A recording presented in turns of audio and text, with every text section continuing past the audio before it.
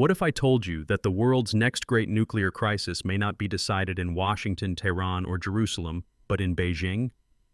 While most headlines focus on missile tests, sanctions, and tense negotiations in the Middle East, a new and unexpected power struggle is quietly unfolding, one that could alter the very foundations of global security and reshape the world's energy markets for years, perhaps even decades, to come. Welcome to a behind-the-scenes drama, where China's growing influence over Iran, Israel, and the broader Middle East could ultimately determine not only the fate of nuclear proliferation, but also the stability of global supply chains, the price you pay at the pump, and the future of technological innovation worldwide. Let's rewind the tape. For the better part of the last 2 years, Israeli diplomats and intelligence officials have been making an extraordinary appeal. They are urging China, a nation located nearly 5,000 miles from Jerusalem, to use its considerable leverage to restrain Iran's rapidly advancing military and nuclear programs. This is not a move born of convenience or shared values. Instead, it's a calculated gamble, driven by the stark realities of a shifting geopolitical chessboard, where traditional alliances no longer guarantee results.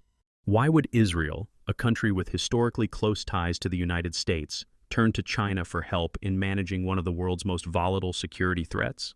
To answer this, we need to understand how, over the past quarter century, China's economic and technological entanglement with Iran has quietly become one of the most pivotal and least understood axes of global power. Since the late 1990s, China's insatiable hunger for oil has fueled a deepening partnership with Tehran. Even as much of the world's advanced economies imposed strict sanctions on Iran, Chinese companies found creative ways to keep Iranian oil flowing into their refineries. In some cases, they sidestepped United States restrictions entirely by conducting transactions in yuan, China's national currency, and by using opaque financial networks designed to evade Western oversight. But China's involvement with Iran is far more ambitious than just oil.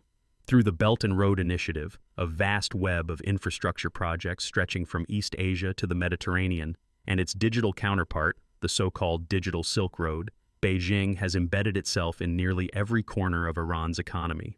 Chinese firms are investing heavily in Iranian railways, ports, renewable energy, and data infrastructure.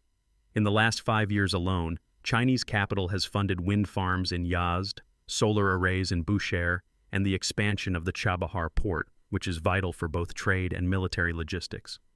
Yet here's the paradox. Public sentiment inside China itself remains remarkably unsympathetic to Iran's political ambitions. Surveys conducted by major Chinese universities show that fewer than 1 in 10 citizens express support for Iran's nuclear aspirations. This disconnect reveals that the partnership is not built on shared ideology or values, but on cold, pragmatic strategy, a marriage of convenience forged in the crucible of global competition. Meanwhile, the United States watches these developments with mounting concern. Washington has grown increasingly vocal about China's willingness to supply Iran with so-called dual-use technologies, materials and know-how that, while ostensibly civilian, can be repurposed for military applications, including missile development.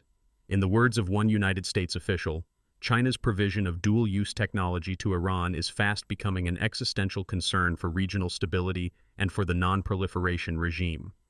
For Israel, the stakes could not be higher. Iran's nuclear program has, in recent years, crossed several red lines. In the past 12 months, the International Atomic Energy Agency flagged suspicious activities at the underground Natanz enrichment facility, including unexplained traces of uranium enriched well beyond civilian energy levels.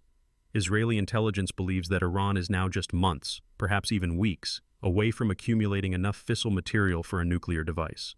This sense of urgency has driven Israel to seek leverage wherever it can find it, and in today's interconnected world, Beijing is increasingly seen as the only actor with sufficient economic clout to influence Tehran's calculations. China now purchases more than half of Iran's oil exports, providing Tehran with a vital economic lifeline that helps it withstand Western sanctions. In the words of Ravit Bear, Israel's consul general in Shanghai, China is the only one truly capable of influencing Iran, primarily through its massive oil purchases and its role as Tehran's top trading partner. But here's where the story becomes tangled. Many international experts question whether Beijing actually wants this responsibility or even has the power to deliver real results. Jonathan Fulton of the Atlantic Council argues, China wields practically no influence with Israel due to its pro-Palestinian stance. and its leverage with Iran is limited by deep-seated mistrust. Others, like Andrea Ghiselli at the University of Exeter, contend that neither Iran nor Israel is dependent enough on China to allow Beijing to force them to the negotiating table. As Ghiselli puts it, Beijing is a vital economic partner, but it lacks the trust, intelligence channels, and coercive tools necessary to shape Israeli or Iranian war planning. Sun Dagang, a prominent scholar at Fudan University, echoes this sentiment, pointing out that Beijing's mediation efforts are often hampered by a lack of trust and a reluctance to get entangled in explosive regional disputes. The political will for true compromise is currently missing, Sun observes, but the potential is there if circumstances change. To answer this, let's consider the broader picture. China's relationship with Iran is, at its core, a balancing act, a careful dance between expanding its strategic partnership with Tehran, pursuing its own geopolitical ambitions, and maintaining stable relations with other key players in the Middle East, including Saudi Arabia, the Gulf states, and, to a lesser extent, Israel. China's economic entanglement with Iran is substantial. Over the last 20 years, trade between the two countries has ballooned from less than $1 billion to well over $20 billion annually, with the majority of this commerce centered around energy and infrastructure. Chinese investments have helped Iran weather periods of intense sanctions, providing access to technology, industrial equipment, and even financial services through yuan-denominated contracts and shadow banking networks. But China is also acutely aware of the risks. Its growing presence in the Middle East makes it a target for criticism from both Western governments and regional rivals. If Beijing is perceived as enabling Iran's nuclear or military ambitions, it could face secondary sanctions, diplomatic isolation, or even sabotage of its signature Belt and Road projects. Scenario 1.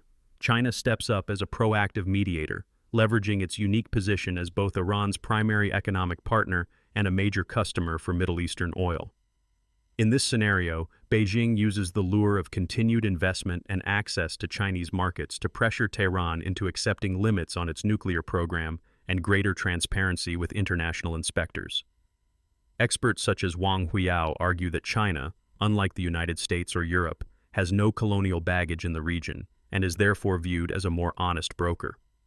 If successful, this approach could not only diffuse immediate tensions, but also burnish China's global reputation as a responsible power.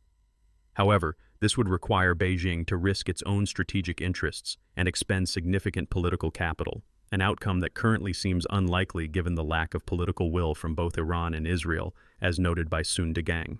Scenario 2. China maintains its current strategy of cautious engagement. In this path, Beijing continues to provide Iran with economic lifelines, oil purchases, infrastructure investment, and technology transfers, while diplomatically urging restraint and expressing support for nonproliferation at international forums. This allows China to benefit from Iranian resources and maintain plausible deniability, avoiding direct confrontation with the United States and its allies.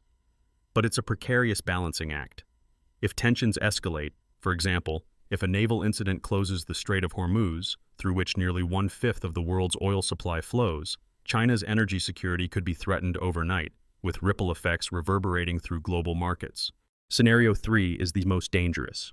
Regional escalation between Israel and Iran spirals out of control. An attack on Iranian nuclear facilities triggers retaliation against shipping lanes or energy infrastructure, disrupting the flow of oil not just to China, but to the entire world. In this crisis, Beijing may be forced to intervene more decisively, not out of diplomatic ambition, but out of necessity to safeguard its economic interests and ensure the survival of its Belt and Road assets.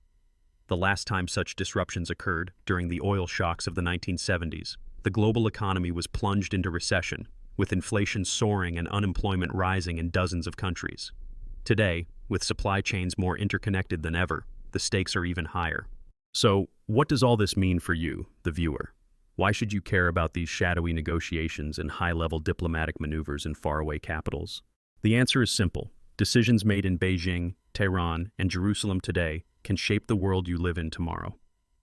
When China quietly invests in the Middle East's digital infrastructure, renewable energy, and data corridors, it's not just about controlling pipelines and trade routes. It's about who will wield power over the world's next generation of technologies: artificial intelligence, quantum computing, and advanced manufacturing. It's about who controls the digital highways that carry financial transactions, medical records, and even the flow of ideas. Consider this. As Chinese companies build out the region's communications networks, concerns have grown about data privacy, surveillance, and the potential for cyber espionage. The Digital Silk Road is not just an economic project, it's a blueprint for digital influence that could shape the rules of the game for decades to come.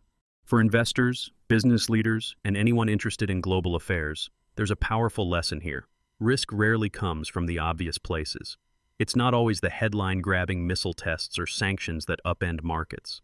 Sometimes the most important signals are subtle, like a shift from dollar-denominated oil contracts to yuan or a quiet investment in a new undersea data cable linking the Gulf to South Asia. If you're managing a portfolio, watching for these signals can give you an edge. For example, when Chinese refiners increased their purchases of Iranian crude, despite United States sanctions, oil prices held steady, defying predictions of a supply crunch.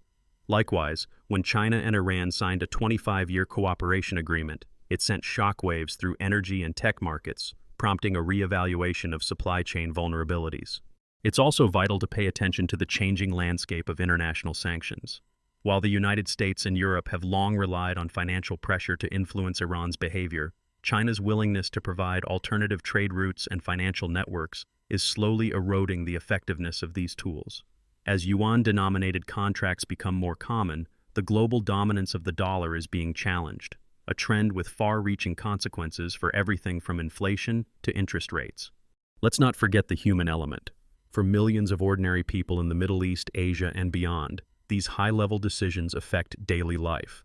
A spike in oil prices can mean higher transportation costs, more expensive groceries, and less disposable income.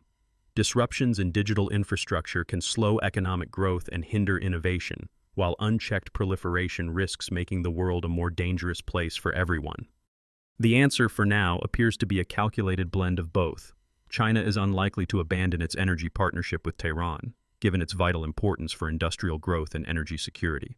Yet neither does Beijing want to jeopardize its broader economic ambitions, be drawn into direct conflict with the West, or see its signature initiatives in the Middle East threatened by war.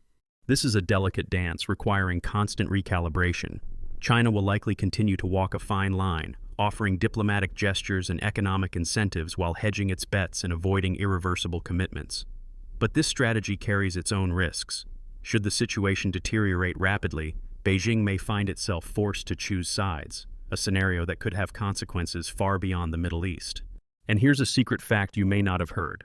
Despite the close economic partnership between China and Iran, public sentiment within China remains largely indifferent, if not outright skeptical, toward Iran's nuclear ambitions. This little-known reality hints at internal pressures that could one day steer Chinese policy in unexpected